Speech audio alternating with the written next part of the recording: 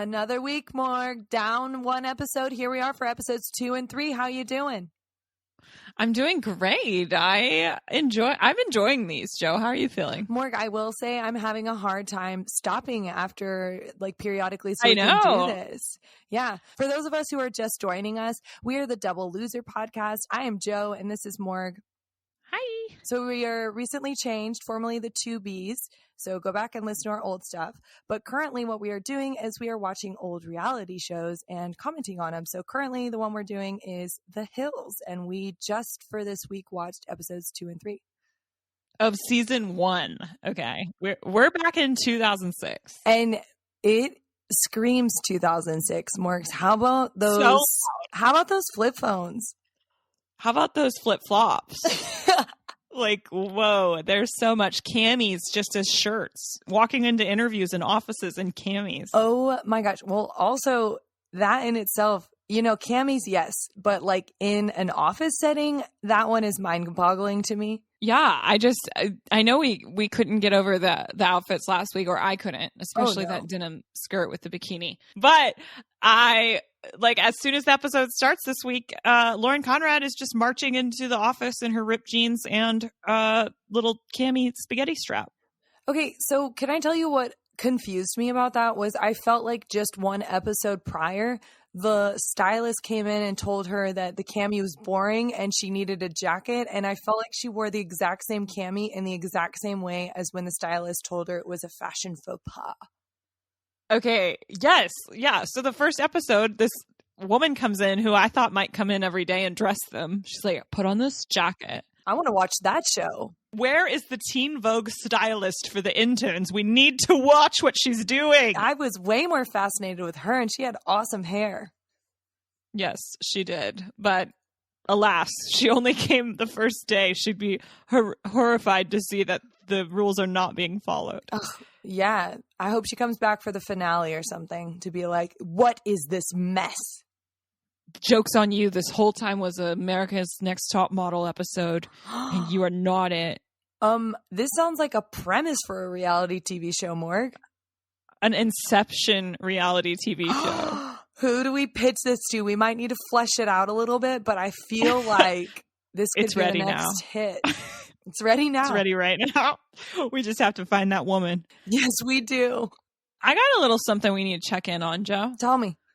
So before we hop right into this episode, way 10 episodes ago when we were still the 2Bs from Lil D, prior to us changing our name, I talked about how I was going to try natural deodorant. Do you remember that? Yes, I do.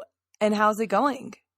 Okay, Joe, I've been trying it for 8 weeks now, however long ago that was. And I feel like it is not going well. Okay, and just for clarification, this is not one of those rocks, is it? No, this isn't the crystal deodorant. It is a crystal? No, it isn't. Okay. It is not. It's a natural deodorant. I won't say the company because I don't want to hate on them. But I have tried Native and Beauty Counter. You can decide for yourselves which one it is. Neither of them have worked, so I guess I am going to hate on them. I was going to say, Morg, I feel like you just did. Okay, so here's the thing. I feel like though I have stopped wearing deodorant though, which I do like. In the sense that you're due to the fact that it wasn't working, you given up, or because you smell, you feel like you've basically given up? Oh, no, I was just saying I feel like it was making me sweat more. Uh-huh. So, and same with I don't know. I don't want to call them, what are unnatural deodorants? What is that? Regular deodorant. Just deodorant. It contains an ingredient. I don't know what it's called. Aluminium. That's the one. Yeah. So I feel like it was okay, just to go back 8 weeks ago or whenever it was, we did a little spotlight on beauty trends and whatnot. One of the things I talked about was trying this natural deodorant. Joe warned against it because they never work. They never get the job done. Mm-mm. They don't cover the BO. Scam. I said this is the perfect time. I just accepted a remote forever position. Nobody will ever have to smell me that I work with. So I've been trying it and it's not working. And so I guess, Joe, do I have to go back to aluminum? Where do we go from here? Well, it sounds to me like you've just given up. And if you're content with that and you feel like you're not worried about people smelling you, like, yeah, do that, I guess. Like, if you don't care, Morg, I mean, you smell like a Matthew McConaughey. Okay. That is what I was thinking, because I am like one step away from becoming a Matthew McConaughey right now. You just need a skateboard and to give up washing your hair. Yeah, and just like comb it backwards. But it has to be a lot curlier. So I feel like I'm losing out there. And some serious twang, Morg. I do think, Joe, like I'm onto something, because I really do think deodorant it perpetuates BO. This is like based on no science. It's just like in my mind. But I do feel like I smell less, without wearing deodorant. So do you think, though, the natural deodorant kind of served to scaffold you off of deodorant? Like, yes. Okay. Yes, I do. I feel like it weaned me off. And do you think you are less stinky? Because I will say for me, when I wear aluminum deodorant and then the next day I forget, oh my gosh, I know within like 15 minutes, like my BO is horrible and I'm sweating, and it's like the one thing that I can't forget about is that, I can forget if I don't put on makeup, like that's easy to forget, but like BO, no, you never forget. It won't let you. Your body won't let you. Well, Joe, take this ride with me. I think I definitely can go days without wearing deodorant now. All right, Morg, maybe I will. I'm a little nervous though. Like I feel a little skeptical, because I will say too, they say that you can't smell yourself. Oh my God. And nobody's here to tell me. Oh my God. Oh my God. What if I'm just like lying to myself and like, I smell fine? Morg, next time I see you, I'll let you know. Well, okay. The whole reason I did this anyways and got on this train was because I was telling my friend initially all about how much I thought aluminum deodorant was making me sweat. And she's like, I haven't worn deodorant for like 30 years. What? She doesn't wear deodorant either. And she doesn't ever stink. So if it's about not being able to smell yourself, I can never smell her. And did she say, like, what's the weaning off period? I mean, I would say it takes like a good 4 weeks. Okay. Well, dang, you didn't convince me, but your friend. Dang! I'm just kidding. Ouch. Sick burn. Okay, but I was really thinking one person didn't convince me, but two, okay, now there's some validity there. Like one person could be a freak thing, and considering no one's confirmed if you smell or not, Morg, like forgive me, but I can't trust your opinion here. But the fact that she hasn't worn him for 30 years and nobody's said anything, that seems big. Yes. That seems big. I went to a wedding with her. She didn't smell at all. Okay, Morg, I'm going to do this. And you know what? So, this was many years ago, but I do remember taking advertising, and it was the psychology of advertising. And I remember I took like 2 of them because I remember thinking it was like the most interesting class. But that was one of the big things that we studied, was that a lot of products come about. It's like advertisers create an issue, like that they can create a product you smell. for. Yeah, like your breath is stinky, you need this. Or it's like your armpits are stinky, you need this. And it's like, wow, this was something people really didn't care about before. This advertiser came out and told them they needed to care about it. We're all being cheated. So let's give it all up. Stick it to the man.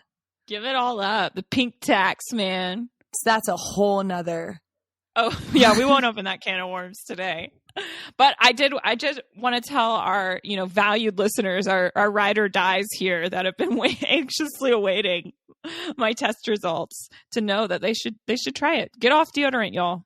It's one step towards sticking it to the man. And let us know how it goes. I'm going to give it a shot. I don't know that I will start it immediately because I do work around people. So it might be I might have to talk myself into this before I just give it up. Yeah, and if our listeners want to talk Joe into it, hit us up. Send us a DM, Double Loser Podcast on Instagram. We need to hear. We need to hear if you've been giving up deodorant. Yeah. And Morg, maybe we should leave this for another time, but on the topic of checking in on things, I remember that there was a psychic who had checked in with you, and you were going to check in with a psychic. Did you ever hear from the psychic? And I don't know why I keep saying psychic like that. Joe, I posted it on our Instagram. Yes, she kept calling me dear and saying that she could solve my problems. I had to delete it. I blocked her because she was sending me like 10 messages at a time. Oh. Total scam, but I couldn't go further. I feel like she wanted to know too much. And she wanted to set up a call, Joe. I don't want to do a call. Oh, no. That definitely sounds like what's she going to steal from you? Or he shouldn't. The second you pick up that phone, you're dead meat. Yeah, don't trust it. But okay, well, interesting. I mean, persistent. No, not interesting. It's a scam. I swear, they're all the same. They're all the same. Like, we got another scammer this week in our email that was like, amazing profile. How would you like to make $2,600 a month doing nothing? And I was like, what are you talking about? Like, I don't even understand how they make money. Do people just believe what they say and then send them like their social security card? I don't know. It's got to be like a pyramid scheme where it's like you just have to get more people to pay you money and you pay me your money. Or I don't know, Morg. I agree. It's like, it's not real, whatever they're doing, but how do they get people to buy into it? I know. I got to get behind the curtain. We need to know. We need answers. We're going to start doing investigative stuff over here. Yeah. Well, thanks for checking in on that one too. But yeah, I didn't progress further with the psychic because first of all, I didn't believe that any of the things they said they could do were real, except for maybe weight loss. Like that was the only realistic one. How would they do that? You know, it was like raise people from the dead or weight loss. You choose. Okay, sorry. For those who don't know, this psychic hit us up on our Instagram and offered us like 10 spells that we could choose from. And I responded to them for a period of time until they really wanted to have a video call. And that was what Joe was checking in on. And I was like, no. Yeah, that sounds serious. Like then they see you and you see that. I don't know. Like who knows? And they're like in my house. They're already in my house. Yeah. Oh, creepy. I know y'all are really, really wanting to hear about all this stuff, but we're actually going to finally talk about the hills now. So this week, what we watched was episode 2 and episode 3 because they're super short. So we figured we might as well tackle 2 at a time. So Morg, just a little quick, what happens in episode 2 is that Heidi and Lauren start going to college together and Heidi is just a hot mess at school. I mean, the girl is like day one, the worst student I've ever seen, like didn't go to any single classes, which is fine. And Lauren, you know, was getting in trouble for her job. And I think that's really it when you boil down episode 2. Well, and Heidi gets a job, which she thinks is her dream job. Yes, there we go. That was a huge plot point that I forgot because I was like, man, is really nothing happen in these shows? Basically. And then in episode 3, basically all we see is Heidi starts working at that job and Lauren takes a spontaneous trip for work. Yeah, and Audrina and Brian go on the most boring date. Yes, excuse me. Our lives. The most forgettable character goes on a date with the most forgettable character. There we go. Great synopsis. I think you covered all the major plot points and I feel like first of all, a major theme, Joe, that we need to return to from last week is, does Lauren Conrad get in trouble for the events at that party? Yes, Morg. So this is really what kept us on the edge of our seats and made us want to return to episode 2 because at the end of episode 1, Lauren was sitting in some dang couches when she shouldn't have been with her friends who were not invited. So she was supposed to guard for Gavin DeGraw. Where was he going to sit? And his fedora? There needs to be at least an entire couch for that. Yes. So she didn't do her job at all. Her one job for this whole party was to watch these couches and make sure they were kept VIP empty. And they were not. Her friends came and sat at them. And then she gets caught, of course. Yes. And her boss says, we'll talk about this on Monday. Worst things you can hear from a boss because then you got to spend your whole weekend worrying about it. And she looked worried. For like half a second, she just said, okay. But then her and the lifeguard gazed into the pool and wondered what crap decisions they've made about their lives. And that brought us to episode 2. Right. And we asked y'all last week, what did you think? Did you think she was going to get in trouble? Of course not. Of course not, Joe. Lisa, first of all, I have to address the like series of events that occurred for her even to be reprimanded. Mm-hmm. First, she gets to sit in her messy little office at her side table desk in her cami. Blaine, one of her two bosses, which seems unnecessary since she's an intern, comes in and says, Lisa would like to speak to you. Blaine, aren't you a boss? Like, could someone else do this? Mm-hmm. Could the other intern tell her that Lisa wants to speak to her? I don't know. Then she goes to Lisa's office, and what does she do, Joe? Morg, so I thought Lisa was going to give me vibes of like the Devil Wears Prada, like Miranda. But that's what we wanted. That's what we want. Lisa, we were rooting for you. We were all rooting for you. Lisa, we were really hoping for that moment where you're like, goodbye. But instead, Morg, Lisa just sits there and Lisa's like, I just want to hear your side of things. What do you mean her side of things? There is no Lauren's side of things. Lauren was told not to sit on the couches. Lauren sat on the couches. Like that in itself.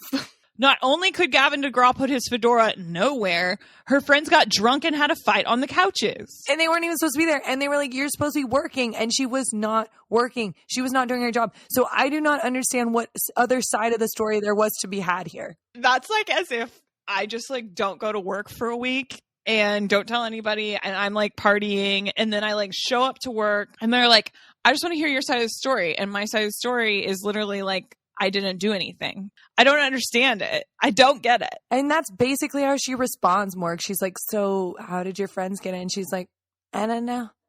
I don't know. I don't know. It's at the couches. Guarding the couches. Yeah. And then, but then the boss is the person at fault here because her, like my response would be like, that's unacceptable. Like you're fired. Remember when I told you like you're too young and you don't have experience, or remember when Blaine called you for me and told you that you're too young and you don't have experience? Well, this was your one shot. Fancy don't let me down. And you did. Goodbye. That's all we wanted. Instead, she's in the clutches of MTV and she's like, all right. Get back to work. And that's, oh my gosh. Yeah. So in my opinion, Lisa lost all credibility. If I was a potential wanting to apply to work at Teen Vogue, I'd be like, heck yes, I'm going to apply to work for this Lisa. Lisa's the biggest pushover there is. Lisa's the biggest pushover and Blaine is a fake boss.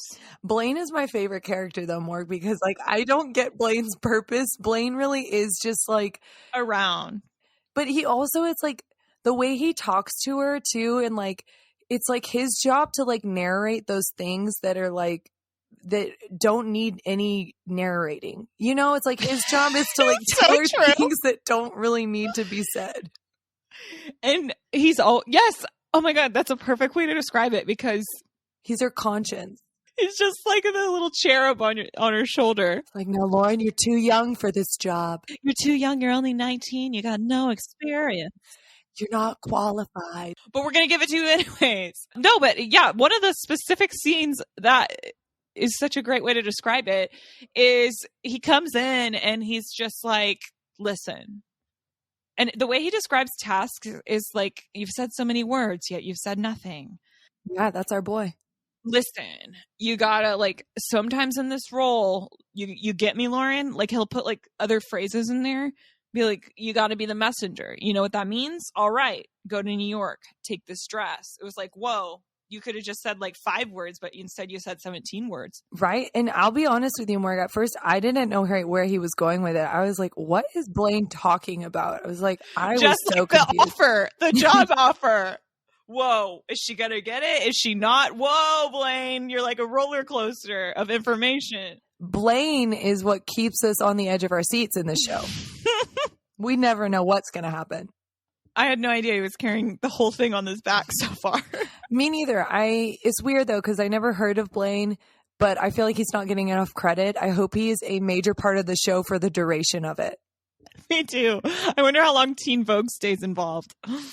Yeah, me too. We'll have to find out. But either way, I hope she stays in touch with Blaine so he can give her advice. It's like, Lauren, sometimes you wake up on the wrong side of the bed, but you still just got to make it happen. And he's like, you're going to want to sit down for this. Okay. So while you're over there, don't forget to always be nice to your neighbor. Like, whoa, why did I have to sit down for this weird piece of information? Like, I'm not following, Blaine. I'm not following.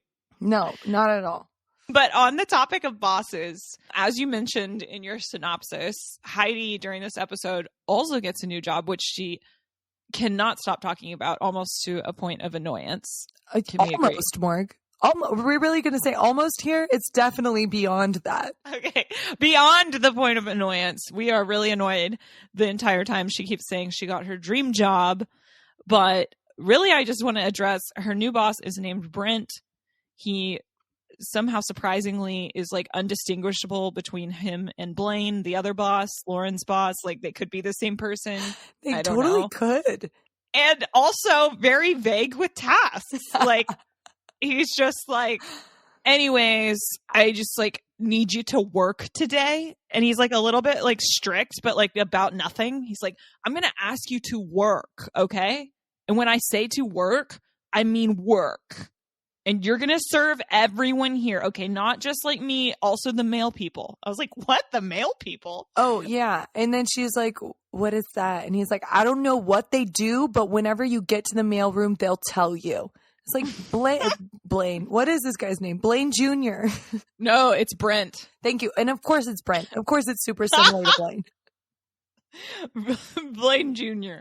Yeah, but you know, Morg, I feel like that's got to be like the worst kind of boss to have, is the kind of boss where it's like they're kind of intimidating. Like he is pretty like blunt, yeah, but he doesn't really say a lot. Like I feel like that would be really scary to work for, because I feel like it'd be a lot of like you figuring out what you need to do and him basically like telling you like you're wrong. Yeah, that's such a good point, because I feel like he has no idea what's going on at his company. Oh, yeah, he doesn't. He's just there like as a figurehead. The best is when he's like shaking his head like, ugh, come on.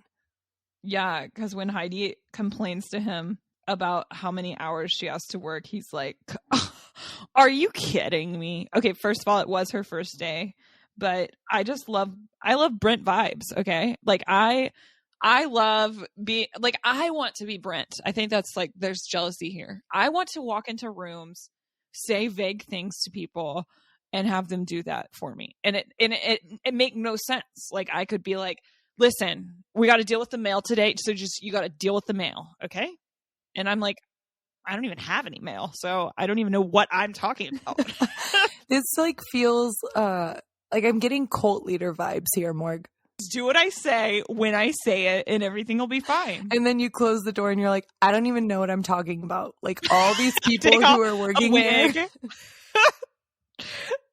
All these people working here are volunteers. They're just part of the cult. I don't even know what my company does. Like we sell vibes, like me and my brother. I do think that Brent could work at your vibe company, CEO of your vibe company. I think he could really bring it to life. You know, I mean, we've got the concept, but I think Brent would really be like, I can work with this. He would thrive. Yeah. And I'm sure people would buy into it. And like, you know, another time he was like giving vague tasks away to Heidi. He's like, listen, first of all, he makes up a reason to go to another room. So that's like a total power move. Like, no, I can't tell you these stupid tasks here. You're going to need to come to this meeting room and I'll tell you them there. So he's like, Heidi, we're going to need you in here for a minute. She goes in this meeting room and he's like, okay, me, Trish, Damon, we're going to all need to get something from the warehouse. All right. You got that? That was all the tasks. And it was like she had to go to another room to hear that information. No, Morg, you're forgetting another big task was that he ordered a sandwich. Oh, yeah. After he's like, did you get that? When he said 4 words, then he asks for a sandwich. And she gives him a death stare. I feel like, Morg, that had to be editing, though. Like, I mean, although I could totally see our girl Heidi, she does seem like she does not give a crap what anyone thinks about her, and she doesn't give a crap about like normalities. Like maybe she did just stare at him, but I like to think that she at least was like, what kind of sandwich do you want? Or like, yeah, no problem. Instead of just staring at him like no reaction at all. Yeah, I don't know. Brent was already pretty disappointed with her. So from day one, which made me wonder, does Brett regret this?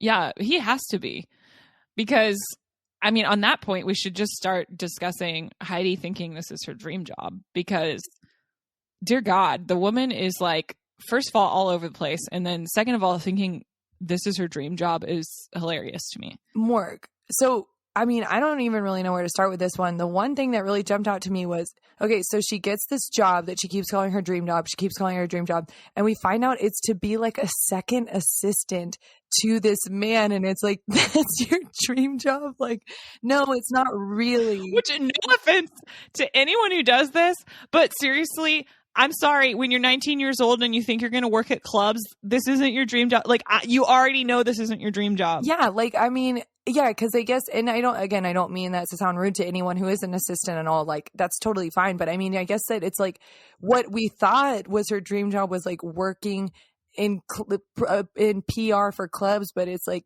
she's saying her dream job is like an assistant. I don't know. To me, it just felt very like, Heidi, no, like, I don't know. I'd be saying this is my dream job. I'd be like, this is a stepping stone maybe, but like, I don't know. Just that in itself, I found really irritating. Well, yeah, because it's idiotic to think day one, I'm a socialite now, club PR person. Even if you asked her what that even meant, she wouldn't have been able to tell you. Oh, and yeah, because the way she describes the club scene or like her dream job is the vaguest terms ever. She's like, I just want to work in the clubs. I just want to be on the night scene. And like, when is there going to be the person who's like, and do what? Well, you know, that's why Brent hired her. He's like, night scene is a vibe. That's what we're going for. Like, that is what we like here. Yes. 100%. That's the stuff. But no, I really like, I want someone to like question her and be like, and exactly do what, Heidi? Like, do what? Like, do you want to be a bouncer? Like, that's technically the nightclub. Do you want to be a bartender? Like, what do you want to do? Well, that I feel like the lady from the admissions office at the school whose eyes were about to pop out of her head wanted to ask her that. When she's like, so do you want to work in retail? And she's like, no. I guess you're right. Technically, she kind of attempted to. She pressed a little bit. And Heidi just like looks like a 3-year-old, like shaking her head like, no, I don't want to do it. And I didn't read any of your curriculum now. So yes, saying over and over that this was her dream job was stupid move number one in the course of all the moves over this job.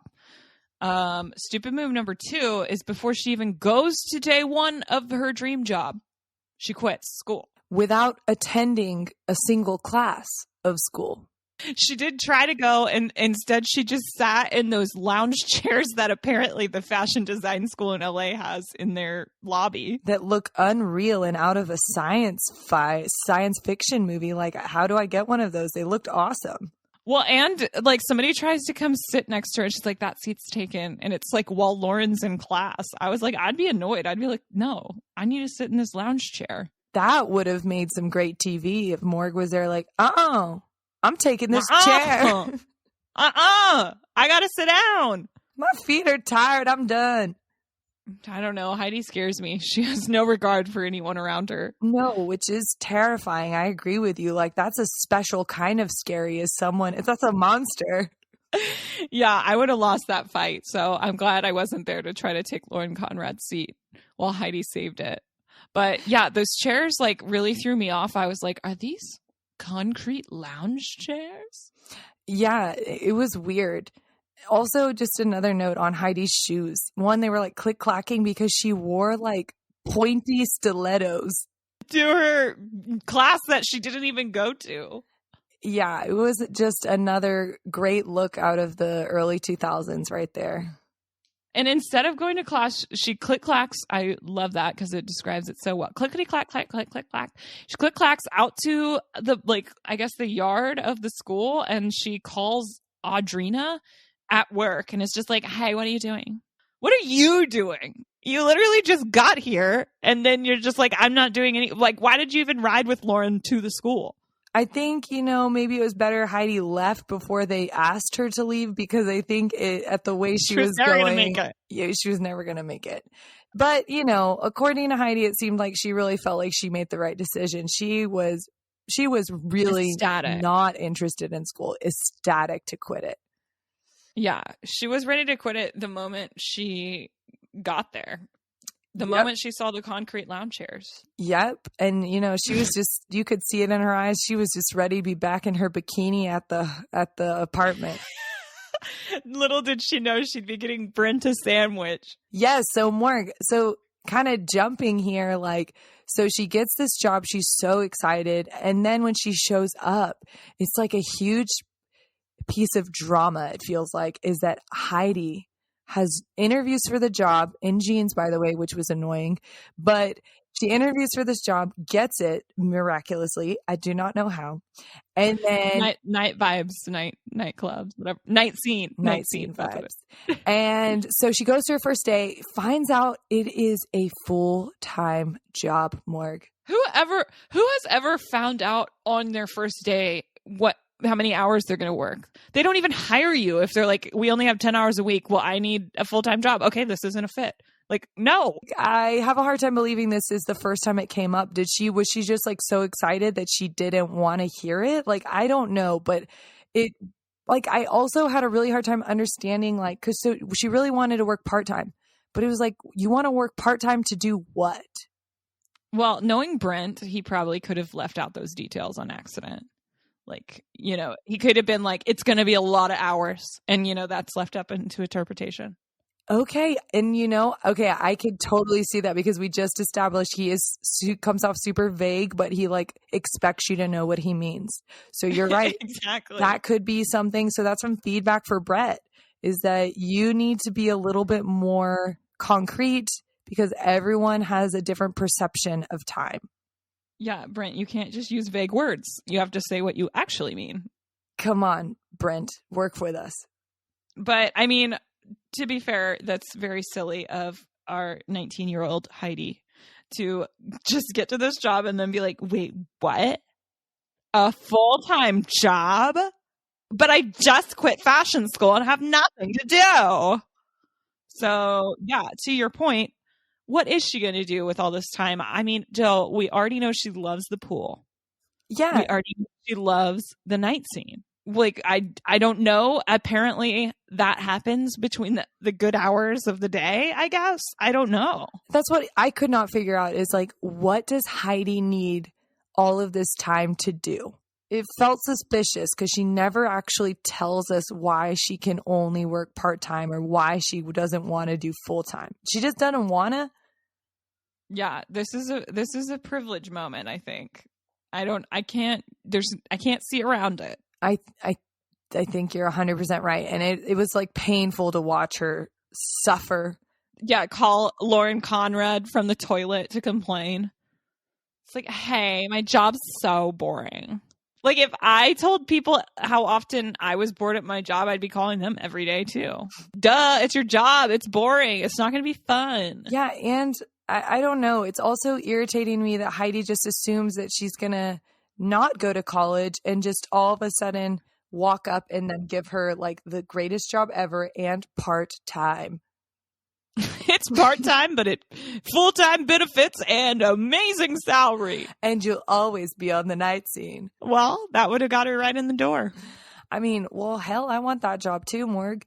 If I were to guess one thing she's going to do with that time, it would be she's going to be bored though. Like, doesn't everyone else around her work? So I just can't imagine what she's up to, what she needs that time for. Morg, sit by the pool. Didn't you see her? Oh, well, yes. I did mention that one. That's given. That's a given. So what else could Heidi be doing with her? I mean, and that's the hard thing is I really feel like there's not enough to Heidi to imagine her doing anything like developing, like taking a calligraphy class or like going to night school or learning how to crochet. School. Yeah, we know she hates school. So it's like, and this was pre-smartphones. Like, what, is she just going to sit there and watch TV? Like, what the heck is Heidi going to do? Sleep all the time? Yes, I think so. I think those were the moves. I think it's tan, sleep, get drunk at the night scene, come back, sleep all day, do it again. Yeah, work for a couple hours, sleep, do it again. All right. That's the plan, man. That's how you make it in the night scene. Which I still need further explained, but I'm going to say it like I know it. I know exactly what that means. I mean, you had all the confidence in the world. I thought you knew. I think another thing we need to address about this job is that, like, how big a deal she made about it being 9 to 6. I mean, Morg, I feel like that was the entire premise of episode 3. Was like, like How is the show not called Working 9 to 6? The Hills just needs a rename. Yeah. I mean, it was like was it the very beginning of the episode or was it the end? At some point, it's like she wakes up and her boyfriend's like 9 to 5 and she corrects him and she's like 9 to 6. I'm sorry, 9 to 6. Yeah. Yeah. I really wish the name of that episode was 9 to 5. I mean, 9 to 6. That would have been great. I mean, yeah, it was so much, but I mean, how great was her so the camera zooms in on Heidi. Heidi's working on her computer, doing a calendar entry. For the first time. Like, we think she's doing real work. We think, being the key word, she's doing real work. Then the camera zooms into her computer screen. What is Heidi putting into her calendar, Morg? Entries that say start work 9 a.m., stop work 6 p.m. And it's end work. Yeah, and it's on like an infinite schedule. It's like every day says work start 9, work end 6.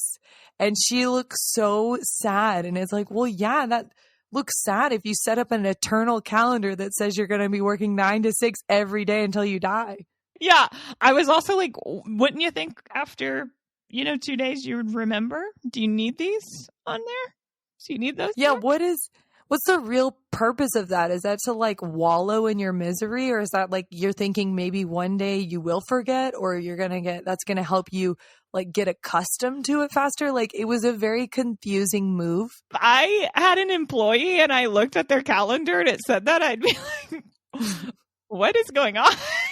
Be concerned. Like, do you need to write down every single thing in your calendar? Like, what is this? Okay, but that reminds me though of one of my friends in like right out of school. We all worked together at the same job, and on her calendar she put like a 2-hour block in the morning, a 2-hour block in the afternoon, and then an hour block at lunch so that people couldn't schedule meetings. Oh. And so, we're all like fresh grads. It's like, I don't know, we could have all made this mistake. But then her manager like asked her about it, and she was like, oh, I just like, thought it'd be good for getting home on time. And so she was like kind of not in trouble, but she just was like, oh, it was like a move of like a first job move, where you're like, oh, I guess I can't do that. So, and what is it like the expectation? The expectation is just like a 30-minute lunch break? Well, I mean, it's more so like, once you schedule 2 hours in the morning and 2 hours in the afternoon, you like left like 3 hours for people to schedule meetings throughout your day. That's true. That's like nobody can work with anything. Oh my gosh. Yeah, that's really obnoxious. But it was just like an accident. Well, yeah, she was just kind of like, oh, I'll like make sure nobody like schedules over my time to commute home. Or ever, like no meetings with me. That's a bold move. That's got Heidi written all over it.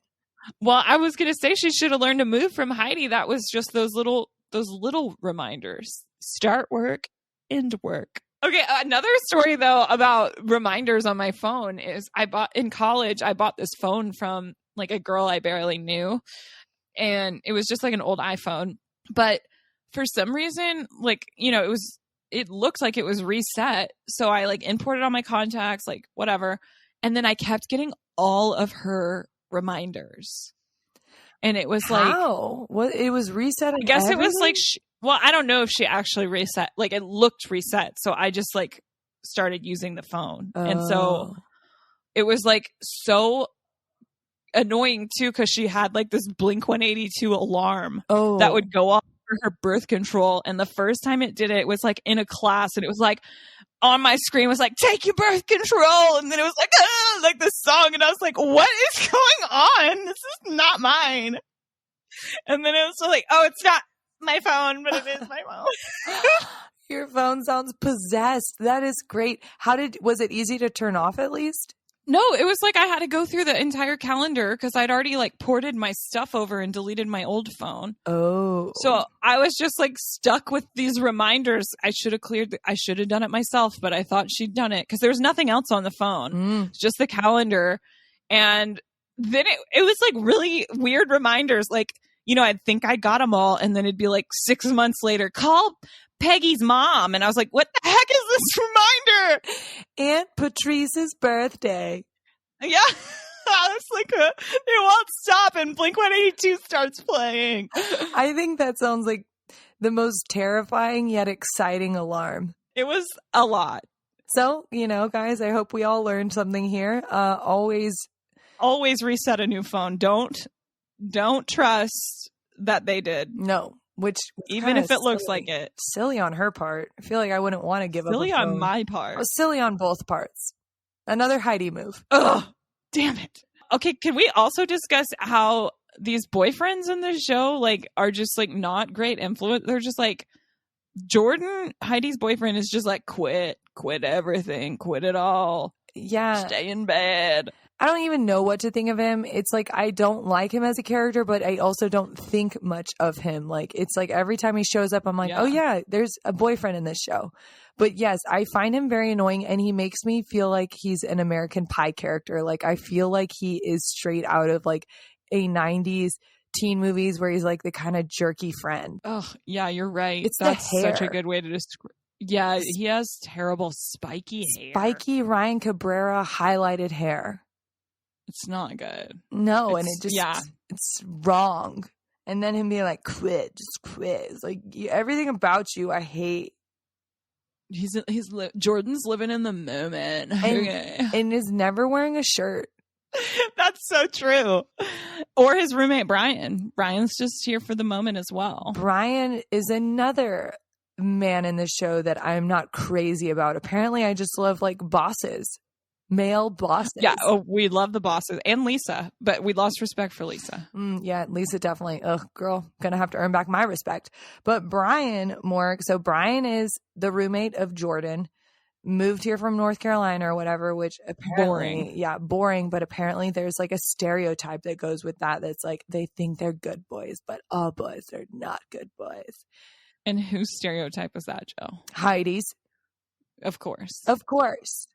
And Brian takes out our most forgettable character, Audrina. Oh, yes. On the most forgettable, boring date I've ever seen. Yes, I completely agree. It's just like them talking about nothing. Like, I like your hair. And it's like 3 lines of dialogue. And she's just like. And that's the best they could get. Like, this is the editor's cut. Like, this is what we get to see, y'all. Like, that's it. He literally was like, I really like your hair. And then her response was, oh. And that is what they gave us for their date. Like, that's how bad it was. I mean, but maybe that's really relatable. I don't know, Morg. But yeah, I agree. And it's just like her got her hand on her cheek. And it's like, this is weird. And he makes the cheesiest comments. Like everything that came out of Brian's mouth, I was like, Brian, did you study all of like the romance movies to figure out what you're supposed to say? Because it ain't working. Him and Jordan practiced prior. Okay, and then when she says, oh, when you tell her you like her hair, then you come in and say she's the cutest girl in the whole place. No, Morg, it'd be hottest. Oh, hottest. Hottest. Right. This is LA. Yeah, you're the hottest girl here. You're the most unnaturally tan woman in this bar. And she was. She was. She was. Like the whitest teeth because her skin is so unnaturally tan. Also, can I just make a quick note on Audriana? Yes. Audriana, too, wants to work part-time. And I am, like, really not understanding. This is what I mean, Morg. Working 9 to... Well, now that Heidi's part-time. Okay. Yeah, like she's jelly. But is Heidi part-time? Well, oh, you're right. She's not. Now that like she wants to be first to being part-time. Now that she knows everybody wants it. I don't know what is with people in LA and their need to work part-time. It must be a cultural thing over there. Yeah, I need to get out there and see what's up. I mean, can y'all still live on this part-time lifestyle? Like, do y'all work another job part-time so that you can tell people that you're part-time? Do you bum at the beach? Like, what do people in LA do if they're working part-time? I guess, yeah, the beach must be nice. Yeah, but got some beach time. Just don't know how you can afford it. But what do I know? Some people from LA, get at us. I do not understand. Yeah, please inform. Joe, I know we haven't talked about Lauren that much this episode because there was a lot to say about 9 to 6, which was the original title of this episode, I believe. And Joe, this episode, Lauren gets faced with a huge trial from Blaine, her boss. And it is to carry a dress from LA to New York, and just no information is given to her. Just take this dress. This is Blaine's like overview of her task. Lauren, can you come here for a minute? I'm going to need you to take this dress. Car's coming in an hour. You got to get it to New York. You might be there 5 days. You might be there 1 day. Can't tell you. Just got to get on this plane. Like, that was it. With this dress. Well, Joe, I was pissed because she goes home and starts packing that pink suitcase that she moved her entire life across LA in. It was large. And so, whoa, she thinks she's going for not only 5 days, she thinks she's going for the rest of her life based on what she moves with in LA. Yeah, but I mean, Blaine left it so open-ended. I mean, yes, you're right. He did say 5 days sounded like the max, but he also made it out like he had no clue.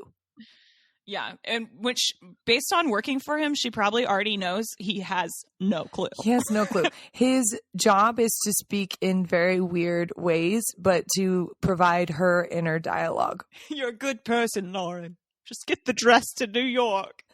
Sometimes you have to do things that you don't really want to do, or you don't really know what you're doing, which is your task at hand today. Kind of feels like Tyra Banks, giving the top models a task. Oh my God. Yes. Today, you're going to be in this swimming pool because you never know what the theatrics that the editors and photographers might tell you on set. So you're going to hold your breath and take a photo. It's like, whoa. What? Models, today you will be flying from LA to New York, and you won't know when you're coming back because that is the life of a model. Sometimes they call you and they need you there in an hour, and they don't know if they'll need you for 5 days consecutively or for 10 minutes. So this is a lesson in being prepared for anything. Oh my gosh, that's so true. And Joe, another Inception television show. Is this America's Next Top Model inside of the hills? Yet to be determined. Also, I'm surprised MTV, because was it an MTV show? They should have done crossovers. Oh, right. How great would that have been? That would have been awesome. Missed opportunities. Yeah, Lauren's walking around New York trying to give out this dress, and she passes by all the models in a swimming pool holding their breath for the perfect photo. And then Blaine's voices over. Glad I don't have to do that. Glad I only have to carry this dress. Because he's her inner monologue. So, well, Morg, back on her traveling with a crazy amount of stuff in a suitcase, was that Heidi gave her the amazing advice of wearing pajamas on the flight and then changing in the bathroom into regular clothes. And I mean, a novel idea. Yes, but it was also are regular clothes that uncomfortable? Can you not just wear normal clothes that are comfortable? But Joe, we've seen what they wear. They're clickety-clackety heels. Clickety-clackety heels and Wilma Pebblestone beads. Thelma, yeah, or whatever Fred Flintstone's wife's name is. She was wearing the chunkiest necklace I've ever seen. Such good memories of the early 2000s, Morg. Don't lie. That brings up some things. I just remember I had a chunky necklace like that, and this girl from middle school, she tugged, or it had to be high school. She tugged on it as a joke, and then the beads went everywhere, all over the floor, and I just left and went to class. It's there's no way this is a 800-piece chunky necklace. There's no way. You didn't call the girl a moron, because in what world is that the logical thing to do is beads must pull beads? What did she think was going to happen? Yeah, I mean, she was super apologetic, but I was like, listen, this is from Limited 2 or, Gadzooks or whatever store I got it at. And I'm going to need you to replace it. Go to Gadzooks, spend $4. Get me a new one. Freaking Gadzooks. It's a Forever 21 knockoff, but I was there. I was buying up Gadzooks with my spending money. One of my favorite shirts was from Gadzooks. Oh my gosh. Well, Joe, I mean, thankfully the dress made it to New York, and she was only asked to stay 1 day. So she was very ill prepared, or I guess over prepared. Yeah, but Morg, I was brainstorming. She was very over prepared, but I was just like, could not get past the fact that it was like, was that really the best way to get this dress there? I mean, especially if they only needed her to physically deliver the dress, and then they're like, okay, you can leave now. Like, could they have not sent it another way? Okay, I guess I was thinking about this and I was like, maybe so, because if you like FedEx something or whatnot, like you're not going to be able to keep it in like that garment bag. And I don't know, does Marc Jacobs want his wrinkly dress arriving? I mean, it has to be wrinkly from the American Airlines flight. Yeah. But I just, I was trying to guess that maybe that's why, or like they're like, well, once I pay for FedEx, then I have to pay for a courier to run it to Lisa, who's at Fashion Week. I don't know. Yeah, this is when we would have needed a Blaine explanation, a deeper Blaine explanation.